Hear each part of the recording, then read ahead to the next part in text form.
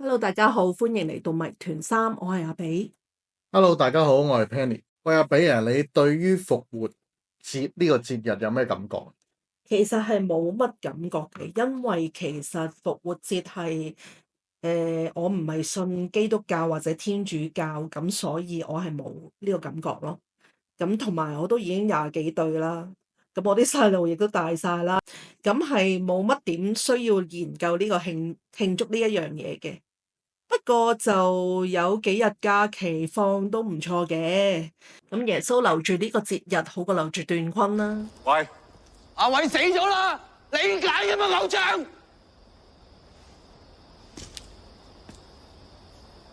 段坤我攞緊，耶穌都留唔住佢，我話嘅。今日唔通我哋講復活節點樣嚟？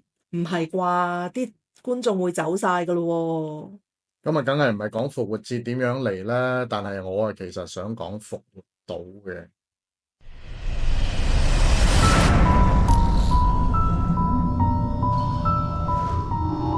因為最近呢 Fox News 咧有講過科學家破解咗復活島嗰啲石像，究竟其實係點樣移動嘅？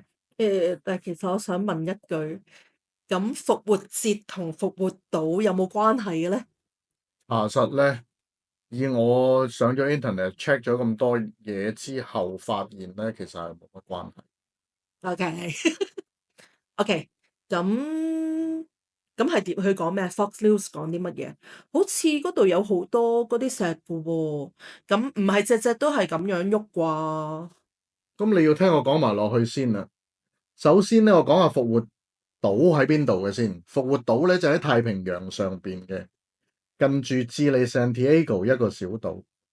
咁如果要去復活島咧，就要搭6個鐘頭嘅飛機先至可以去得到嘅。根據考古學家嘅研究咧，復活島上面嘅石像咧，大約係12至17世紀之間建成嘅。而喺1722年咧，復活島咧就首次被歐洲嘅船隊發現。啱啱開始嘅時候咧，啲人以為啲石像只係露咗半個身出嚟啫，但係後嚟佢哋再做研究咧，就發現啲石像咧其實係全身嘅石像。係咩？我以為都係半身嘅啫喎，原來係全身㗎，我都唔知添。係啊，因為當時嘅科技咧未夠發達咧，所以啲人咧一直以為啲石像只係半身嘅啫。啲石像有大有細，後嚟研究發現咧，有啲石像咧居然重達咧10幾噸嘅，細嗰啲咧都係以噸數嚟計，就好似圖中呢啲咁嘅樣，真係有啲真係超巨嘅。考古學家對呢啲島上面嘅石像有好多都係解釋唔到嘅謎團，例如點解要做呢啲石像咧？呢啲島上面本身有好多環境因素同石像嘅關係，仲有最多人討論嘅問題就係呢啲石像究竟係咪人類做嘅咧，定係外星人幫手整嘅咧？今次我哋講下考古學家破解呢個石像究竟係點樣移動先。根據 Fox News 嘅報導咧，美國賓咸頓大學嘅研究員 Carl Lipple 同埋 Arizona 大學嘅 Terry Hunt 利用 3D 嘅技術咧，研究出石像應該係用行走嘅方式嚟移動。佢哋嘅研究咧就係當時嘅人咧準備好咧已經鋪好晒嘅路咧，用繩索綁住啲石像咧，然後用18個人用中文字嘅之字形嘅方法咧，將啲石像以5至15度嘅傾斜角度向前移動，就好似圖中咁樣。佢哋研究係針對於4噸左右嘅石像，即係細隻嗰啲。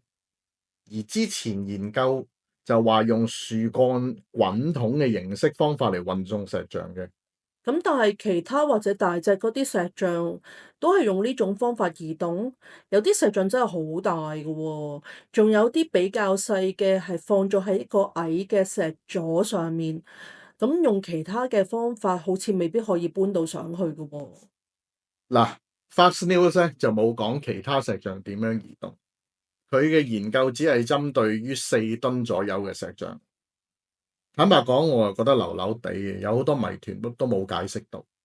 但係如果用外星人嚟咧，就解釋咧就易好多啦。個解釋根據土著嘅口述咧，佢哋嘅祖先流傳落嚟嘅講法，就有一批人咧就喺海上邊嚟嘅，即係由佢哋製造呢啲咁嘅石像。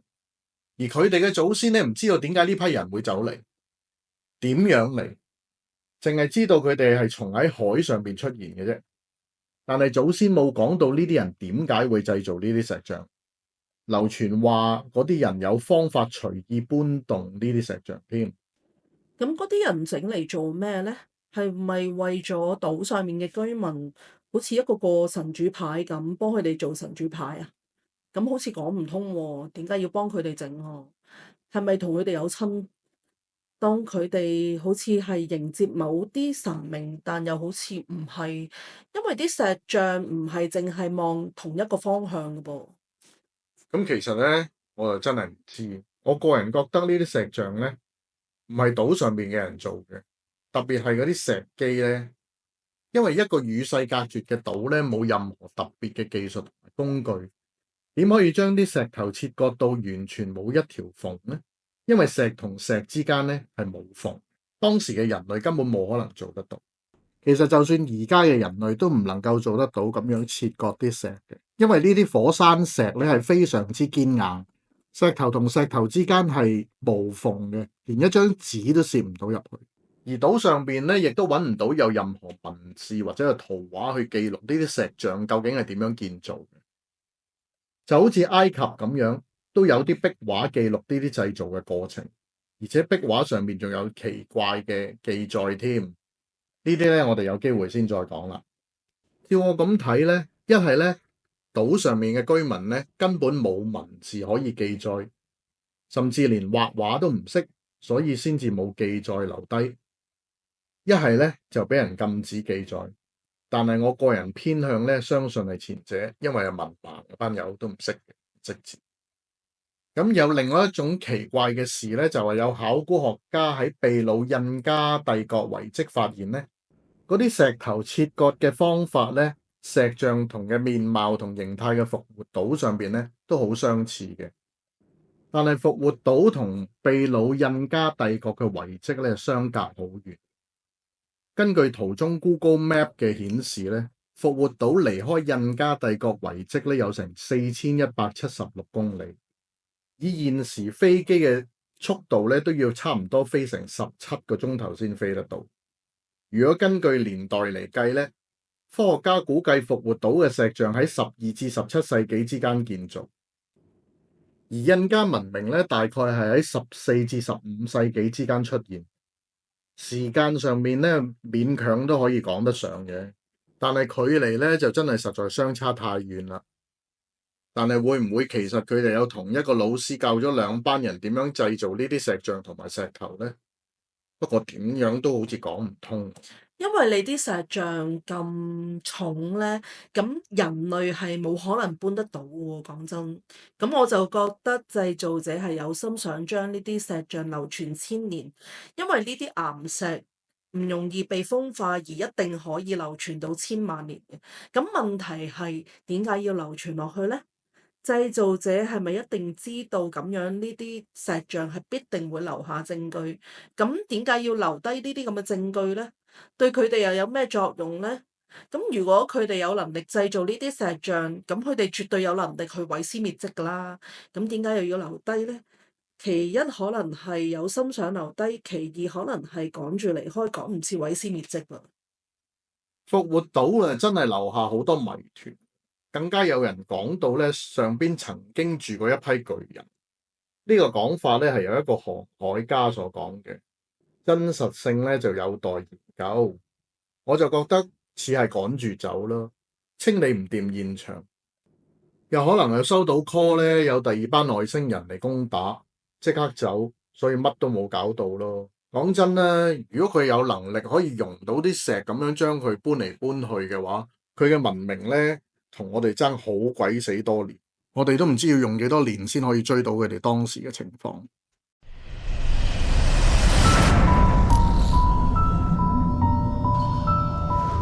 講翻啲數字俾大家聽下先。咁咧，一開始嘅石像咧數量咧大約咧就150隻左右。咁多年以嚟咧都有發現新嘅石像嘅，甚至去到2024年咧都有發現新嘅。咁所以而家嘅石像嘅總數量咧，大約係1000隻左右。呢個數字咧一定會上升嘅。咁之前有講過咧，其實佢最大嗰隻咧就有150噸，咁咧就其實有20米咁高嘅。咁20米有幾高度咧？咁其實就等於7層樓咁高。咁150噸咧就等於3部波音客機載滿人同埋行李嘅重量。普通 size 嗰啲咧都有4米咁高嘅，都以噸數嚟計嘅。島上面95% 嘅石像都係由島上面嘅火山岩製造嘅。火山岩係非常之堅硬。有學者研究啲土著原本究竟係邊度嚟嘅呢？會唔會喺東面嘅智利，即係其實就係嗰啲南美洲人，定係喺西邊嚟嘅呢？有記載過第一批歐洲航海家去到復活島同土著接觸嘅當中嘅過程咧，係非常之血腥嘅。當中嘅細節咧，我哋就唔再講啦。啲學者對於原本土著究竟係邊度嚟嘅，冇辦法得到一個結論。咁佢哋就走去問土著。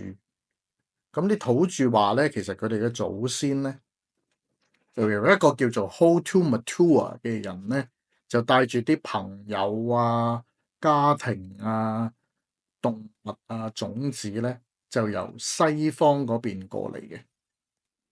佢哋係從一個叫做 Luku Hiva 嘅島，不停咁樣向太陽升起嘅方向航行，即係向東。咁佢哋喺西邊過嚟。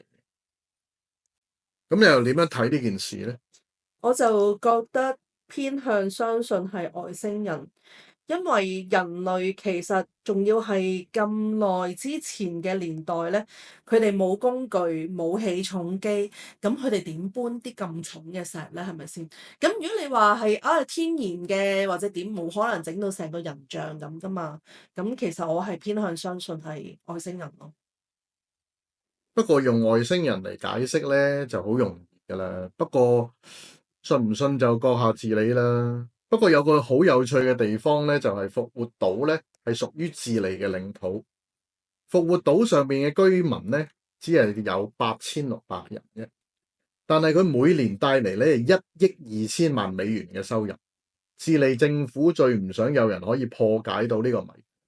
如果唔係咧，佢每年咧就少咗1億2收入啦。將呢個謎團繼續保護落去、保存落去，保證每年有一大筆收入。得閒有條友走出嚟講下，又激勵多啲人走去睇，呢招先至係高啊嘛！嗰兩個大學者都每人應該收翻1000萬啦，可能呢個先至係最大嘅謎團。今日講到呢度，請大家踴躍留言分享你哋嘅睇法，究竟係人類做啊，定係外星人做呢？下次我哋繼續探討其他嘅謎團。多謝大家收睇。記得要 share、like、comment。下次再見，拜拜。拜拜。